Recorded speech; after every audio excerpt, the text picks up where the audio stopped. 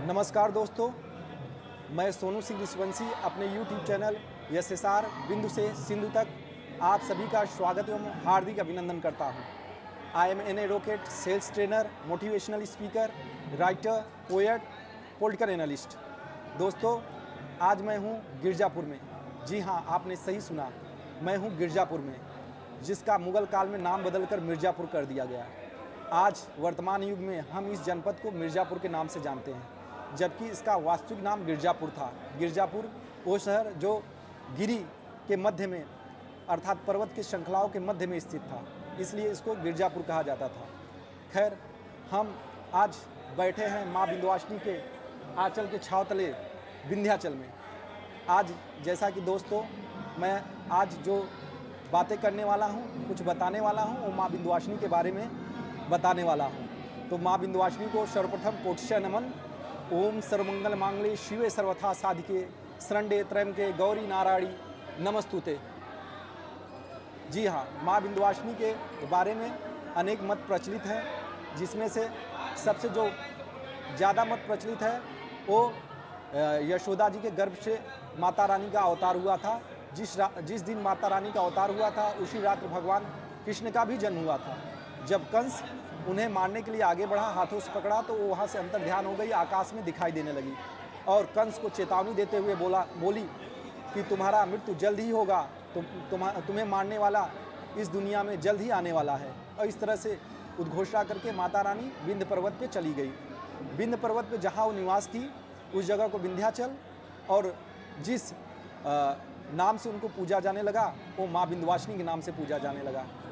दूसरा मत ये है कि महिषासुर का वध करने के उपरांत माँ दुर्गा जब थक गई तो विश्राम के लिए, निवास के लिए विंध्य पर्वत पर आई और जिस जगह वो निवास की, उस जगह को विंध्याचल, और माता रानी को यहाँ माँ दुर्गा को माँ विंध्यवासिनी के रूप में पूजा जाने लगा। ये दूसरा मत था। तीसरा मत जो प्रचलित मत है, आदिशक्ति जगत जननी माँ पार्वती जब सती रूपा में थी, उन्होंने अपने आप को भस्म कर लिया। भस्म करने के उपरांत जब पार्वती, हिमालय की कन्या पार्वती के रूप में जब उन्होंने जन्म लिया, तो नारद जी के निर्देशानुसार इसी जगह पर उन्होंने तपस्या किया। लाखों साल तक घनघोर तपस्या किया। इतिहास में आज तक ऐसा तपस्या अभी तक किसी ने नहीं किया है। तब उन्होंने देवादिदेव महादेव को पति के रूप में प्राप्त किया, जिससे उनका नाम अपर्णा पड़ा। और ऐसा कहा जाता है कि त्रेता युग में भगवान राम माता जानकी सहित, लक्ष्मण जी सहित यहाँ आए थे, माता रानी का दर्शन किए थे और यहीं पे राजा दशरथ और अपने पितरों का श्राद्ध तर्पण किया था और इसके उपरांत रामेश्वर लिंग की स्थापना की थी। अन्य पुराणों में बहुत वर्णन है। जैसे हमारे पुराणों में इस जगह को मणिद्वीप कहा गया है, अर्थात तीर्थों में सबसे पवित्र स्थली माना जाता है। अगर मैं बात करूँ शिव पुराण में कहा गया है कि माता सती का पृष्ठभाग इसी स्थान पर गिरा था, जो ये विंध्याचल का धाम है, ये माँ विंध्यवासिनी का धाम है, यहीं पे माँ सती का पृष्ठभाग गिरा था। आगे बहुत सारे ग्रंथों में, दुर्गा सप्तशती में और नारद पुराण में कहा गया है कि ये जो जगह है जहाँ पे पतित पावनी माँ गंगा और विंध्य पर्वत का संगम होता है, उसका पुण्य तीर्थराज प्रयाग से 10 गुना ज़्यादा अधिक है। अर्थात ये तीर्थराज प्रयाग से 10 गुना ज़्यादा पुण्यकारी जगह है। अगर मैं बात करूं श्रीमद् देवी भागवत पुराण में, तो 108 सिद्धपीठों का उल्लेख किया गया है। 108 सिद्धपीठों में 51 सिद्धपीठ सबसे मुख्य है और 51 सिद्धपीठों में जो सर्वोत्तम सिद्धपीठ माना जाता है वो विंध्याचल का धाम ही माना जाता है, क्योंकि ऐसा कहा जाता है कि 51 जो सिद्धपीठ या शक्तिपीठ है, वहाँ पे माता सती का अंग गिरा था, लेकिन यहाँ पर माता रानी सर्वांग सहित, सशरीर सहित यहाँ स्वयं विराजमान है और यहाँ का इसलिए पूजा अर्चना का विशेष महत्व है। मंगलवार और शनिवार को यहाँ अपार भीड़ होती है, मेला लगता है। अगर मैं बात करूँ, हर शनिवार और मंगलवार को आएंगे तो यहाँ पे कतारें लगी रहती है, बहुत भीड़ रहता है। नवरात्र में करोड़ों की संख्या में लोग दर्शन करने आते हैं। इसकी अगर मैं विंध्याचल धाम की स्थिति, लोकेशन बताऊं तो ये मिर्ज़ापुर स्टेशन से 8 किलोमीटर, वाराणसी स्टेशन से 75 किलोमीटर और प्रयागराज स्टेशन से लगभग 85 किलोमीटर की दूरी पर स्थित है। माँ विंध्यवासिनी का महिमा अद्भुत है, अनंत है। यहाँ पे त्रिशक्ति का भी पूजन किया जाता है। त्रिशक्ति मतलब माँ विंध्यवासिनी का जो प्रतिरूप माना जाता है वो महालक्ष्मी का माना जाता है। यहीं कुछ दूरी में काली खो है, माता काली को माँ पार्वती का प्रतिरूप माना जाता है। और कुछ ही दूरी पे अष्टभुजी माता का है मंदिर है। अष्टभुजी माता को माता सरस्वती का प्रतिरूप माना जाता है। इस तरह से तीनों देवियाँ यहाँ पे सशरीर विराजमान हैं। इससे धर्म कर्म योग का एक अद्भुत संगम देखने को मिलता है। ये पूरी पृथ्वी पूरी ब्रह्मांड में यही एक इकलौता स्थान है जहाँ माँ भवानी तीनों रूपों में सशरीर विद्यमान है। अगर मैं दोस्तों आपको जितना बताऊं उतना कम है। यहाँ पे ऐसा कहा जाता है कि रावण पुष्पक विमान से अक्सर यहाँ आया करता था और माता रानी और महादेव का दर्शन करके जाता था। अक्सर उसकी विजिट यहाँ पे होती रहती थी। और अगर मैं बताऊं माँ विंध्यवासिनी के बारे में, माँ विंध्यवासिनी वही माता हैं जो सारी देवियाँ इन्हीं की रूप है, इन्हीं का प्रतिरूप है।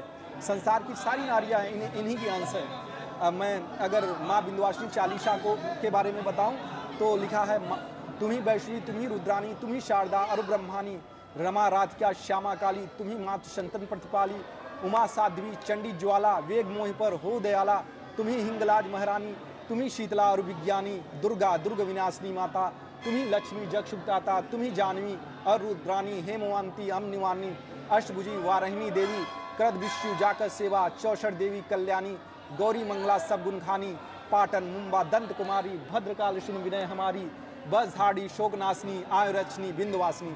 अर्थात जगत की जितनी भी देवियां हैं, जितने ईश्वर के प्रतिरूप हैं, सब माता रानी का ही प्रतिरूप है। सारी स्त्रियां इन्हीं की प्रतिरूप है।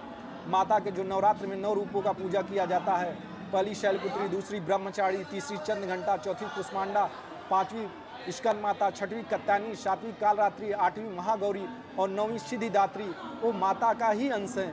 माता यहाँ सशरीर विराजमान हैं। इनके सर्वांग की पूजा करती है। बड़े बड़े आदिकाल अनादिकाल से इस सिद्धपीठ पे बड़े बड़े ऋषि मुनि यहाँ आया करते थे और माता रानी का दर्शन किया करते थे।